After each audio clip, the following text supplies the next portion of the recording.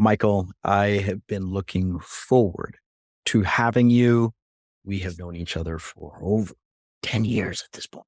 Been a long time. Yeah, we have co-hosted dinners. We did New York, just like all sorts of things. And there's no way for the people listening in to know this, but just some of the frameworks that I've learned from you around relationship building in particular have been fantastic for me.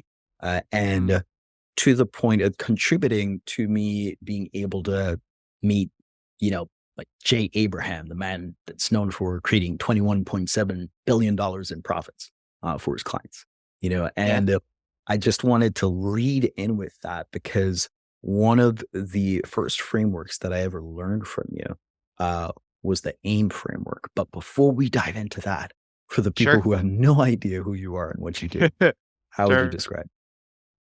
Yeah. Basically, I help thoughtful givers become thought leaders.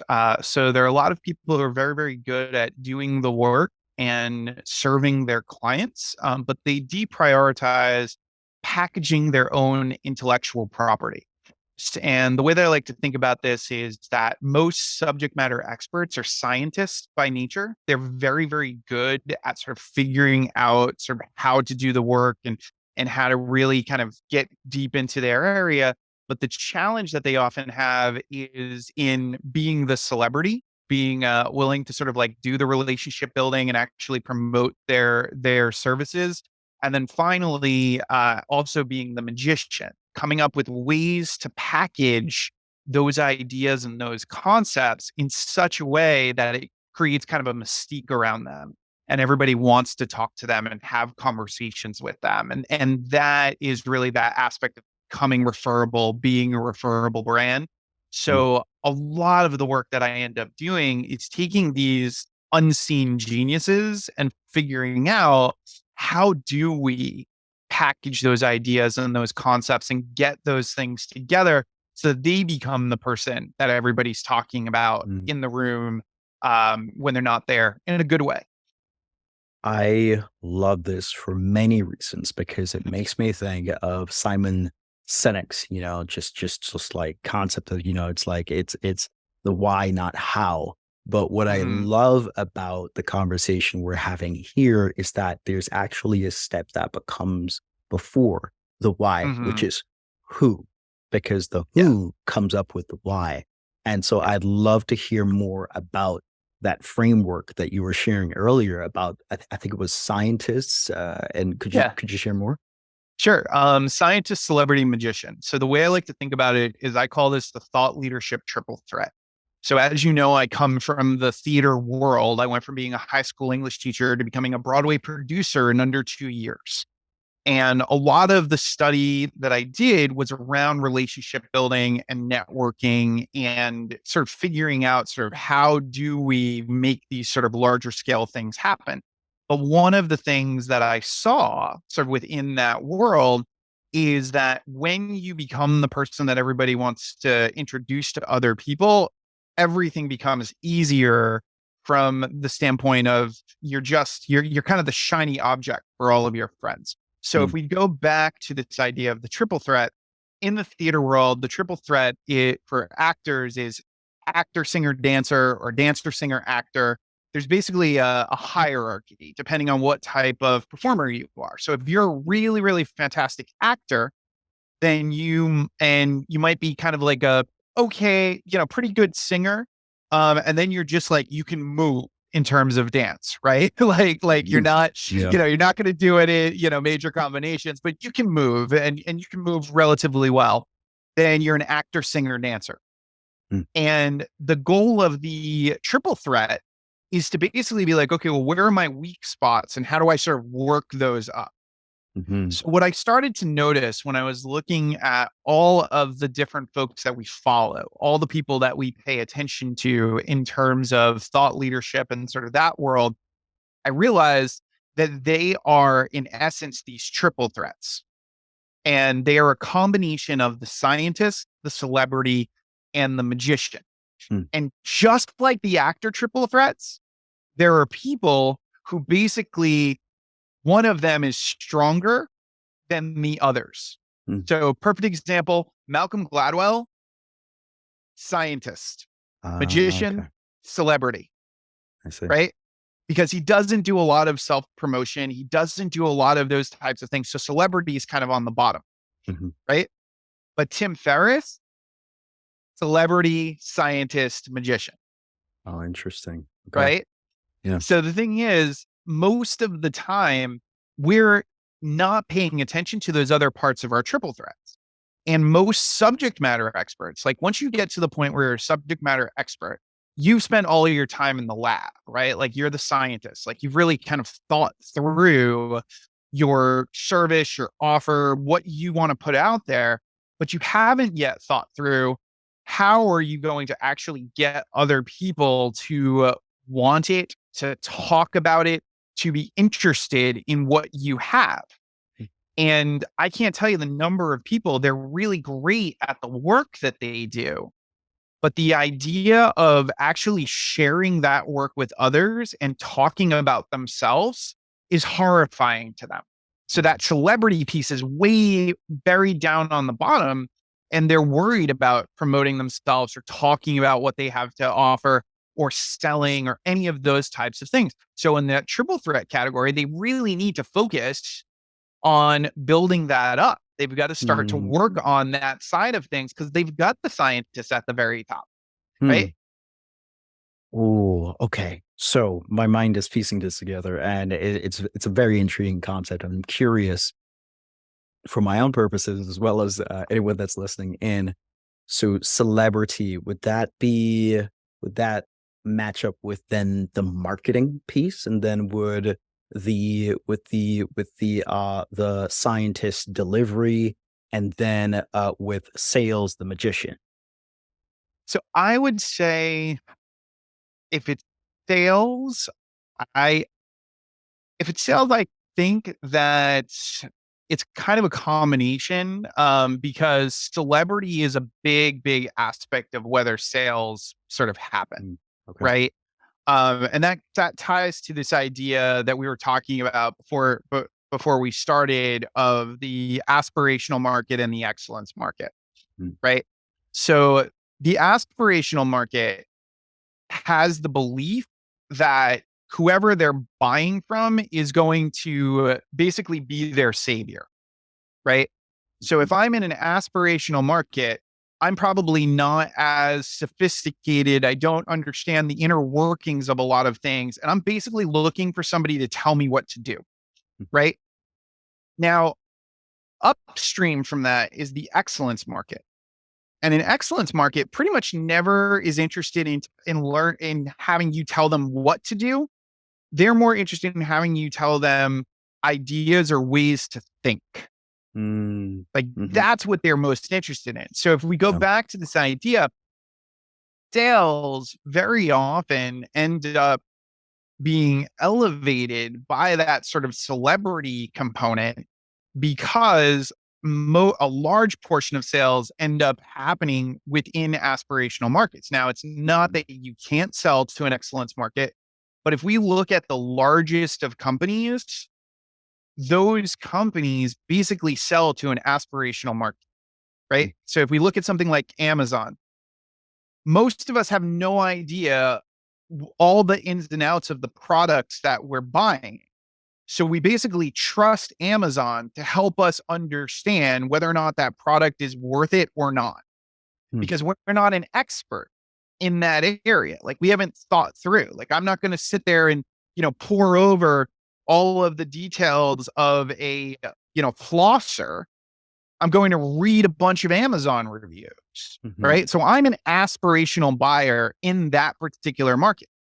But let's say I've had a lot of sophistication in something and I've spent a lot of time studying something. I'm an excellence buyer in that market. mm, So because I've spent so much time in marketing and the world of copywriting and all those different types of things, I'm an excellence buyer in that market where I'm looking for hyper specific things to learn as opposed to being like, I just want a marketing for dummies book to figure yeah, out sort of how I'm going to sort of get my stuff out there. So the thing is, like, whatever we're kind of leading with, a lot of the time can really basically either promote the interest of the aspirational or the excellence market. And that's why this triple threat is so important, because ideally, what you would want to do is what all the large companies have done, which is capture the aspirational market, find the excellence curious in that Mm, aspirational market, and then sell to the excellence market. But you never get to the point where you can sell to an aspirational market until you've actually gone deep enough to sell something to that savvy buyer, that excellence market, and actually proving your success within that, right? mm, Because that's what creates the celebrity. That's what yeah, gives you that sort of next sort of level of consideration from that particular market. that is fascinating. What my mind is doing with that is looking at it through the lens of the modern consultant. Many consultants are ultimately pursuing that excellence market, and then also then, it's like, okay, sharing expertise, and Mm-hmm. being the trusted advisor, to their, high ticket clients, their premium high end clients, and maybe it's like 80% how to think about it and 20% implementation, if any Yep. implementation whatsoever, because these clients already have all of these systems, and what they don't have is the strategic guidance to be able to then architect and configure the systems to be able to get the outputs, experience, and outcomes that they want. Exactly. Exactly. And that's the thing. When you reach a point where you help people think differently, that's when you've really got something, Mm, right? When you're teaching people how to do something, there are I can watch a YouTube video on how to, right? I can watch a yeah. YouTube video and see tons of different, tactics. I can do all of those things for free. But the second that you've created something that gets me to think differently and actually have a way of looking at a process, or that changes the way that I am doing everything, then I'm like, I need to spend more money Yeah. on that. I need to go deeper with that, because there's no way that all of the specifics can be addressed just by learning the framework, right? Yeah. Just by learning, understanding the process. So in essence, you're creating that curiosity with that excellence market. And that's a very, very big part of what the magician does. The magician's job is to make it so that basically we're so curious about whatever it is that you have behind the scenes. We're so curious as to how you do the trick that we're going to pay you anything to Mm. figure out how you did the trick. That brings up so many other scenarios that I think are just juicy for us to dive into. Again, Mhm. here's what my mind is doing with that. Yeah. There are many people out there that teach people how to create courses or create their first course. Mhm. And many people come to me because they are looking to not create the first course, but rather the next course, which tends to be more strategic, it's higher end, and essentially selling in some parts to the excellence market or the aspirational market, the subsegment of that aspirational market that is maybe already on the pathway to excellence as well. And so Mhm. willing and able to pay a higher ticket premium for information and ways of thinking that they can't get anywhere else. And one of the distinctions that I see between those two kinds of courses is something that you alluded to earlier, where you have a lot of technical implementation. Maybe it's like 80% implementation and maybe 20% strategy, if even that much. Whereas Mhm. we can flip that. We can have 80% way of thinking with 20% implementation where it's going to then get like, the most bang for the most buck. And that's going to have a longer lasting impact and also be more evergreen because ways of thinking don't go out of date, really. Yeah. Yeah. Exactly. Exactly. And the thing is, once somebody has gotten you to think differently, you will talk about that way of thinking to everybody that you know, because it makes you look good. Mhm. And ultimately, when we deal with referability, when we deal with why do people talk about our stuff, it ultimately comes down to how do they look when they're sharing it with their network? How do Mm. they look? They look informed. They look like they've got interesting ideas. They look like they're coming up with really cool things, right? So the second that we've come up with something that others are like, I haven't heard that before, and I wonder, if anybody else has not heard that before. And as human beings, we seek novelty, right? Like that's a big, big part of the way our brains are processed, right? We seek novelty. So if suddenly somebody's like, everybody's been doing it this way, but this person told me to think about it this way, then they're going to keep talking about that person who got them to think about it this way, right? Because everything else feels like I'm just saying the same thing. I'm just talking about the same thing with everybody. And everybody wants to show up with this, like, here's this new idea, right? Like, here's this new way of thinking about it. And if you show up, I often refer to this as being Prometheus. If you show up in a market where Mm. they've never heard of it or never even thought about that, even if that thing that you're doing is commonplace in your market, to them, to that other market that's never heard of it, you are bringing fire.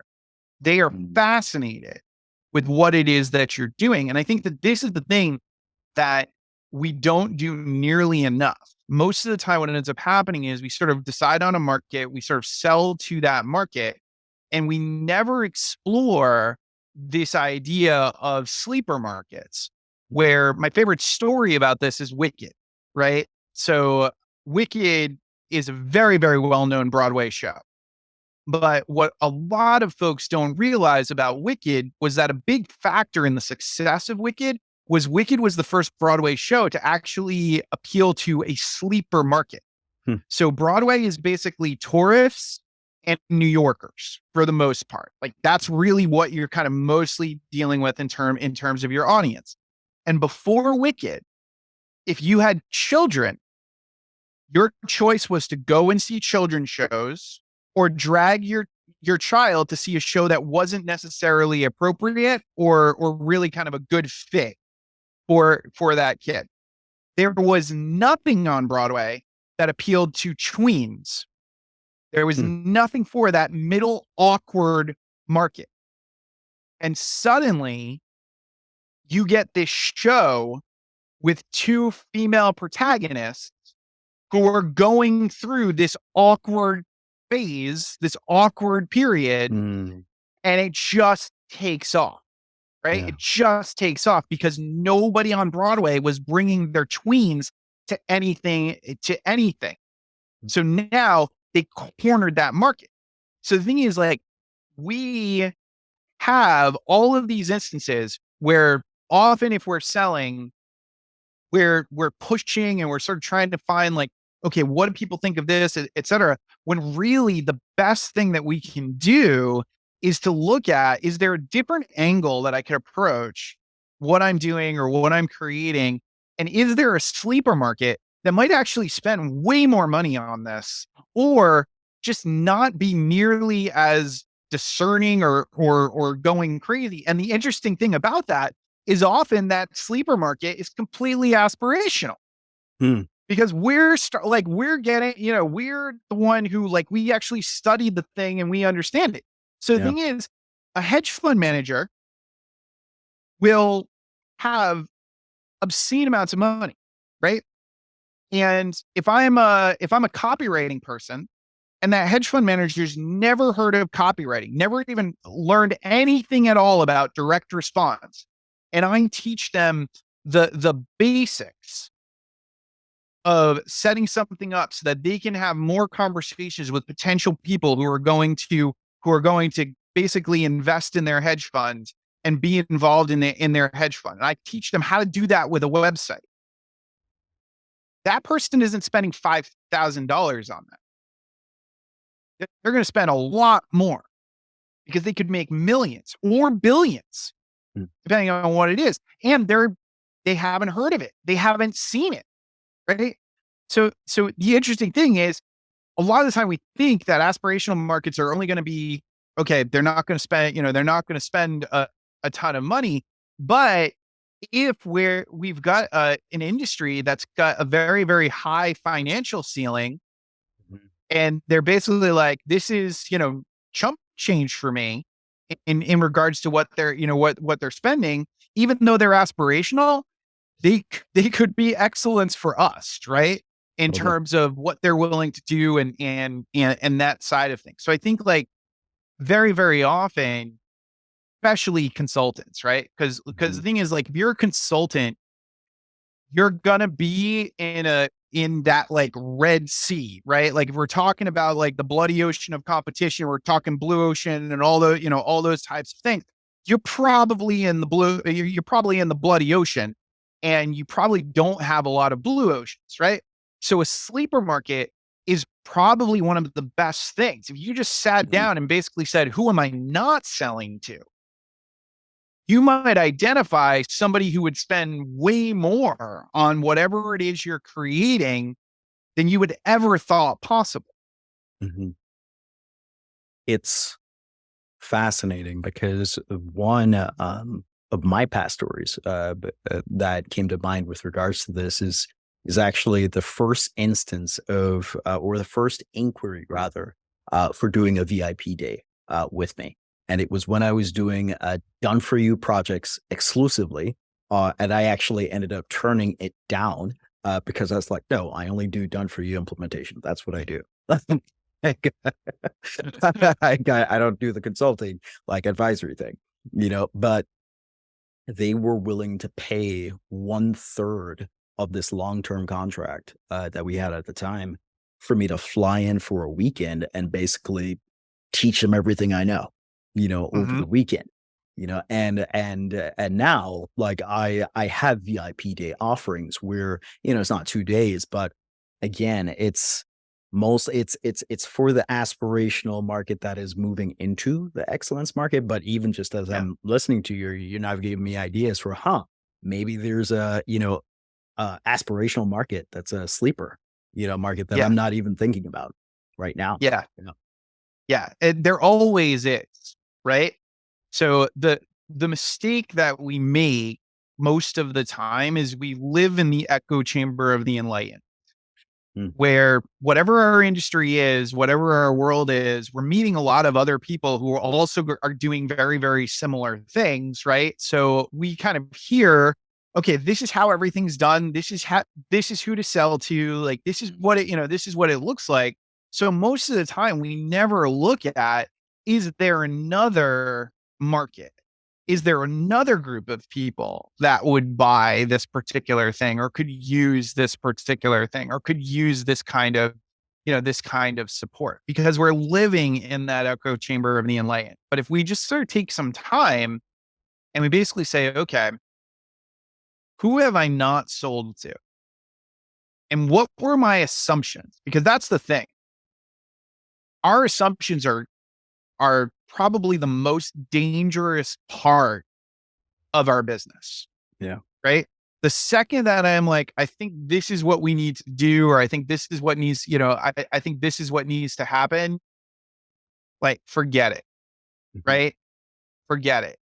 It it is, one of those elements where if we just stop tapping into those assumptions and we basically say, like, you know what?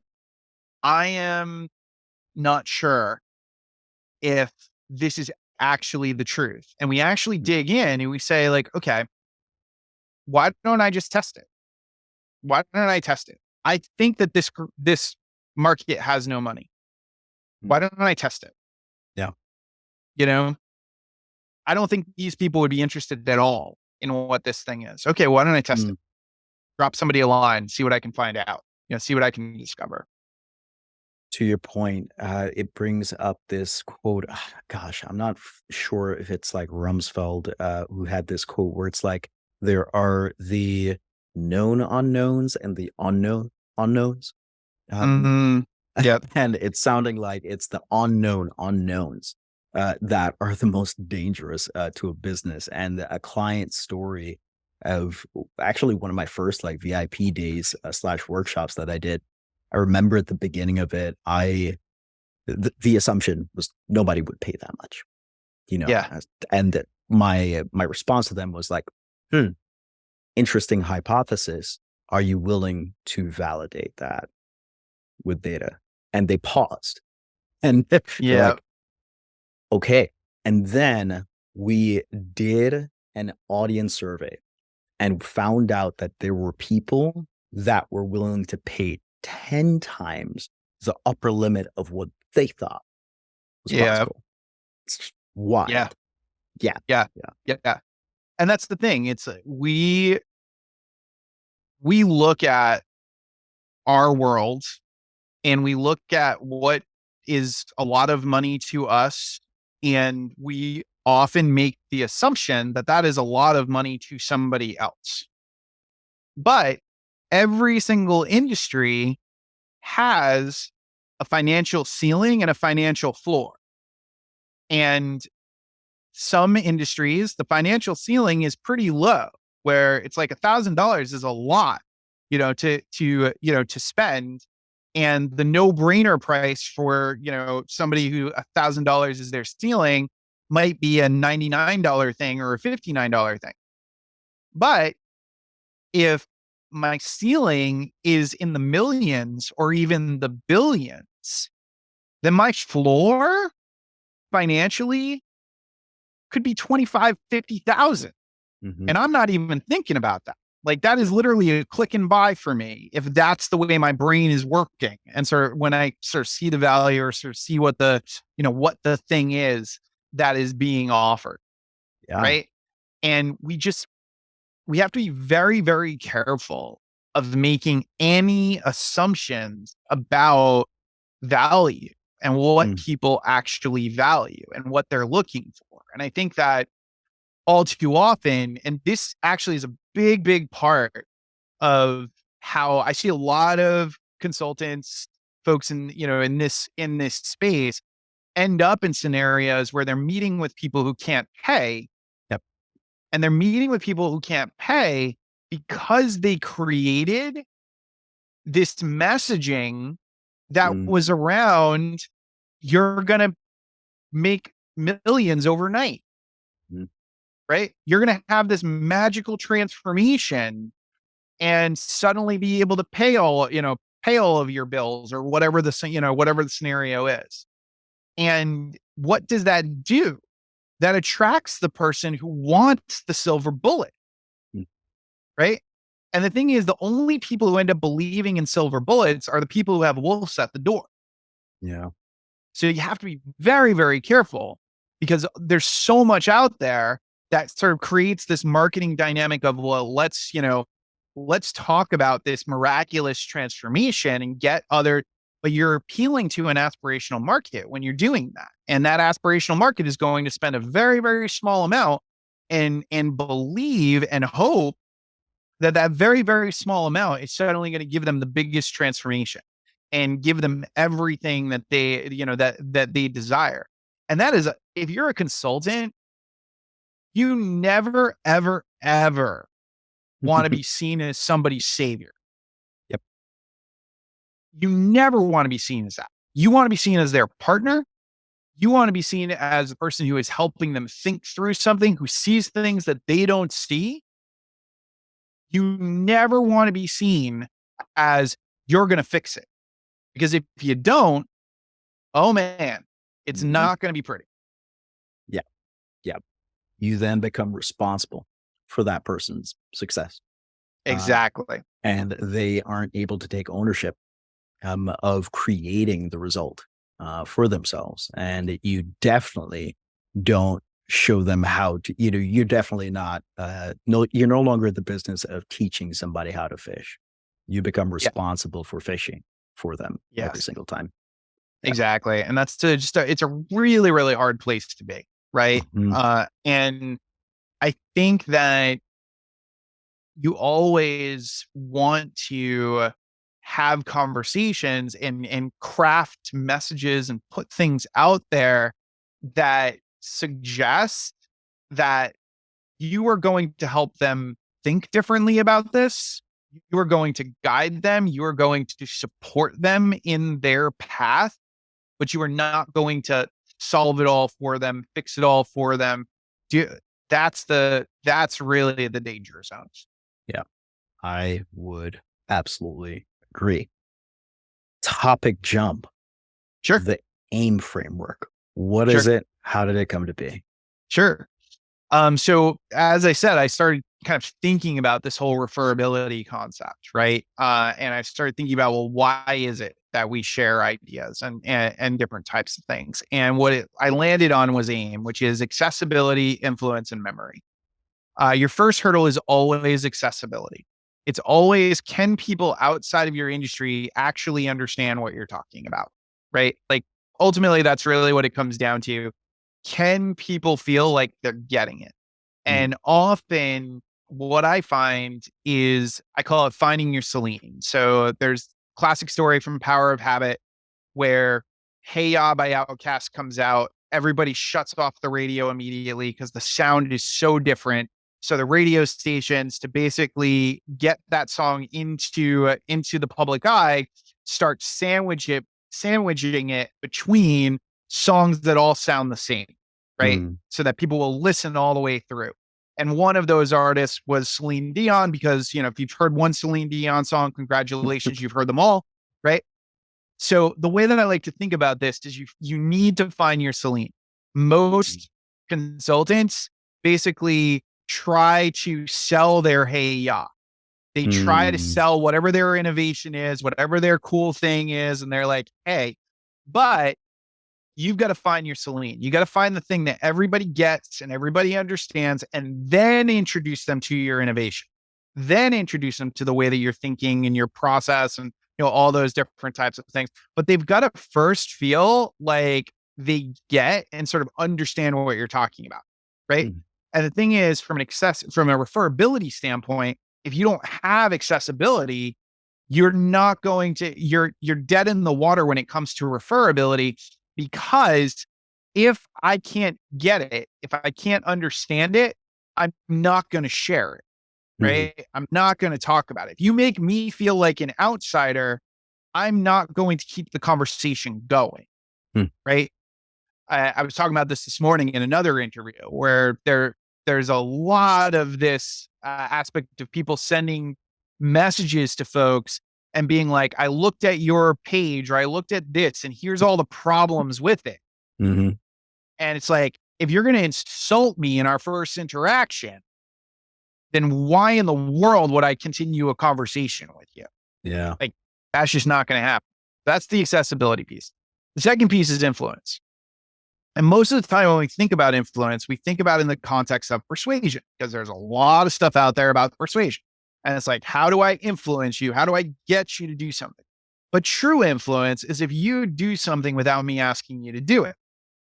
So what's the only reason you're going to do something without me asking you to do it? If it makes you look good. So the mistake that I see made is that often people will try to sort of create this thing and be like, this is how cool I look. And what Mm, they need to do is think about, how cool will this make someone else look? Right. So you always want to think through, if somebody were to share my concept or share my idea, how is it going to make them look? Because once you've gotten to that point, once you've gotten to the point where people are like, they want to talk to other people about your ideas, or they want to introduce you because it makes them look good, then you're in a very, very good position, because you always have kind of that halo effect when there's introductions, because people are like, you absolutely have to meet this person, right? They're like, you mhm, need to work with them. You need to know them, right? And that's what you want. Like, you want that effect. Now, the thing is, you can have accessibility and influence, but if you don't have the M, which is memory, it's not like, it doesn't matter. Because if people can't remember the concept or the idea, they are going to remember somebody else's concept or idea. mhm, The way that I like to think about it is, if you want people to remember you more, you focus on less. And that's language, emotion, simplicity, and structure. mm. I'll start with language. If you have your own language for things, basically you carve a little piece of mental real estate in somebody's brain. And I'll show it for you in real time right now. If I say venti, there's no question about which coffee company I'm talking about Yep. because they've carved a piece of real estate in your brain based on their own language. I would say probably if I were to be like, hey, how many consultants have their own language for things? Mm. Percentage is probably that tiny. Mm-hmm. They're using every term, word that they saw in whatever program they went through. Yep. They're calling their programs the same thing. All that stuff, their own language. Very, very small percentage probably have their own language. Second is emotion. Emotional arousal basically causes the memory to hold more information. So when we're in heightened states of emotion, we remember far more details from whatever we're dealing with. And the easiest way to think about this is think about any film that ever made you cry. You can tell me the scene. You could probably tell me that scene in detail. Why? Because you were in a state of emotional arousal and your brain basically recorded certain elements and certain details of that. Again, how many consultants do you know ever tap into emotion? Yeah. Right? It's I can help you do this. I can help you do this. We can talk about your process, etc. How many of them ever tap into emotion? Tell a personal story. Talk about the pain, the challenges, the issues, right? Get into sort of that emotional component. Very, very few. But if you do, you hit that memory trigger for people and they will remember the experience. They will remember that thing that they read. They will remember that story that was told. Then there's simplicity. Academics for all of our lives have always rewarded complexity. We were rewarded in school for writing the big papers, for using the big words, but the memory rewards simplicity because our memory can only hold so much information at any given point in time. Mm-hmm. So if you don't make whatever it is that you want to share simple for people, then they're probably not going to share it. If it's a 34-point system, they're never going to share it. If it's a 3-point system, they're going to share it because it's easy to remember. It's easy to pass on. And that leads to the last one, which is structure. Our brains need order in order to process information. We need to know this comes first, this comes second, this comes third, if we're going to transfer that information and share it with somebody else. So if we don't create a structure, a way for people to be able to process that information and pass it along, and a structure that makes sense, it's not really going to work. And A.I.M has that structure because A, it spells something, right? Which basically ties to sort of the memory piece. But B, it goes in order of importance. You cannot reach anything if you don't figure out your accessibility problem. If people don't understand you, you can't go any further. It's not like you're going to be stuck if people do not understand what it is that you do or what it is that you can offer. And once you've figured that out, you're still not going to go very far unless other people are talking about you. So you have to master influence.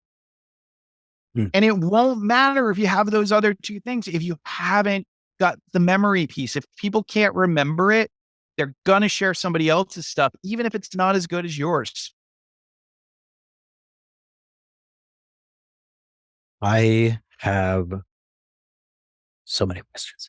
The first one is, have you ever overlaid the two frameworks that we've discussed inside of this call onto each other? Because it sounds like the scientist may be better, at different portions of aiming, and may also have different gaps. I'm just suspecting that scientist is probably a little bit worse at getting the memorability and accessibility components. Yeah. So most of the time, there are referability partners, right? And referability partners in your life can basically sort of help you really get to a point where they'll help you with whatever your triple threat issues are, right? So the referability partners are translators, amplifiers, and producers. So translators are very, very good at making things accessible, right? So translators are fantastic when it comes to listening to whatever it is that you're doing and being like, okay, this is how to make this accessible. So if you're a scientist, if science is your like top thing and you're having trouble with celebrity and magician, you probably need a translator in your life, right? Sort of help you kind of figure out, okay, how am I communicating my science sort of to others? Amplifiers are the connectors of the world, right? They're the ones who basically get messages out to sort of larger worlds and larger people. They're always connecting and sort of making opportunities kind of happen. So if celebrity is your weak point, then you do need those amplifiers to help you out. And that's really ultimately what the whole sort of influence piece is, right? Because if others are talking about you and your ideas, if you are the thing that they are sharing with others because it makes them look good, then you're going to be shared with others, right? Like it's going to go, like you're going to get the referrals, you're going to get the opportunities. Now, if the magician side is what you struggle with, that's when you need a producer, because producers are able to recognize talent and figure out how to exploit the talent, right? That's their job, is to figure out, okay, this is this thing that you have, and this is how we make it bigger. This is how we do more. And producers often have kind of the cheat code of the industry, right? Mm. Like they're able to kind of look and say, like, okay, don't spend your time here, spend your time here. Don't go to this event, go to this event, that type of thing. Yeah. So if you are struggling with that magician piece, with really kind of like, you know, getting folks to, be like, oh my God, I need to buy this. You probably, you probably need a producer to help you out and support you in the journey that you have. That makes a world of sense. And I could continue talking to you for hours. Like I have so many questions, and we have so many years of catching up to do. But to also be mindful of everyone listening in, just even processing these two giant frameworks that we've done a deep dive on. Uh, Yeah. I have like only about 2 or 3 questions for you Okay. on this episode that we feature you on, because we already need to do another one. The first one is, if you were stuck on a desert island with one dessert, which one would you choose and why?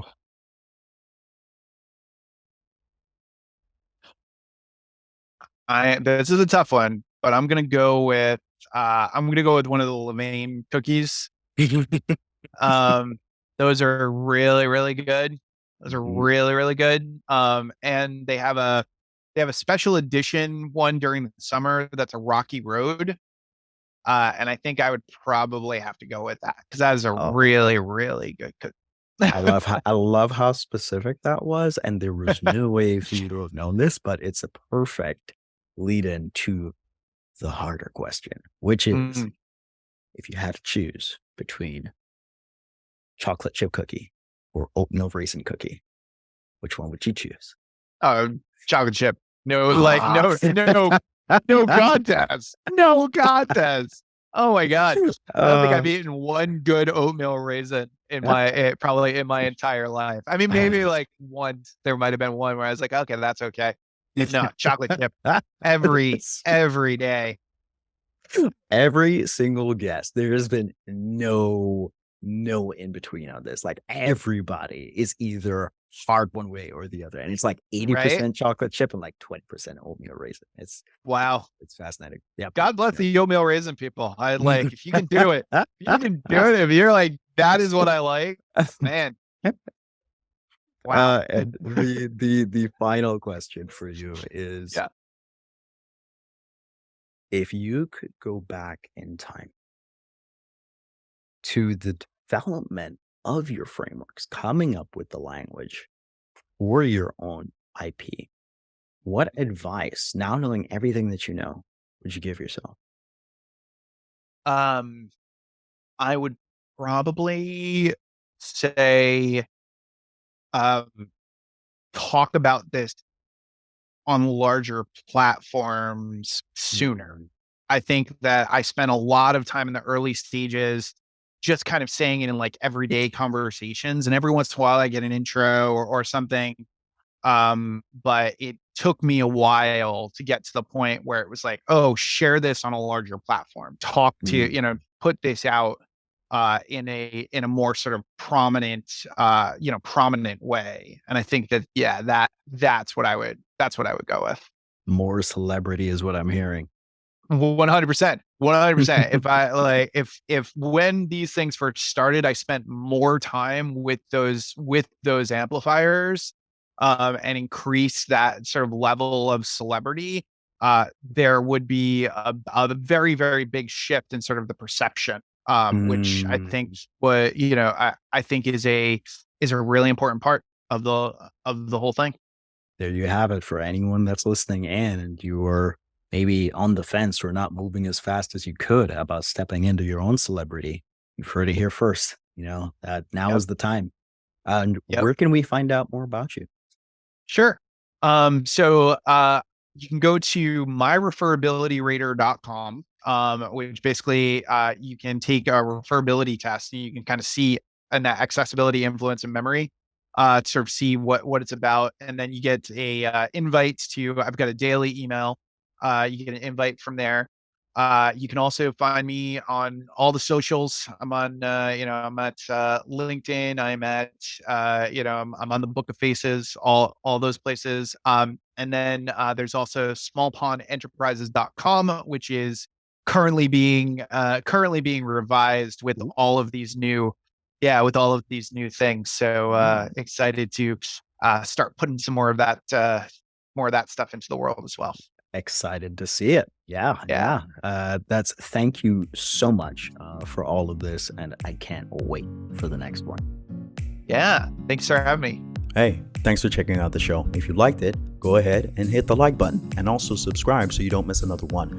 It also tells us which ones that you like the most so that we can then do more interviews like that. If you want to go from idea to implementation, though, especially if you're wanting to productize your expertise so that you can scale your impact on your clients and, of course, grow your business, then join our email list. There, we're going to talk about how modern consultants can productize their expertise so that they can have a greater impact on the world around them and live life on their terms. If that's up your alley, I hope to see you on the other side. Talk soon.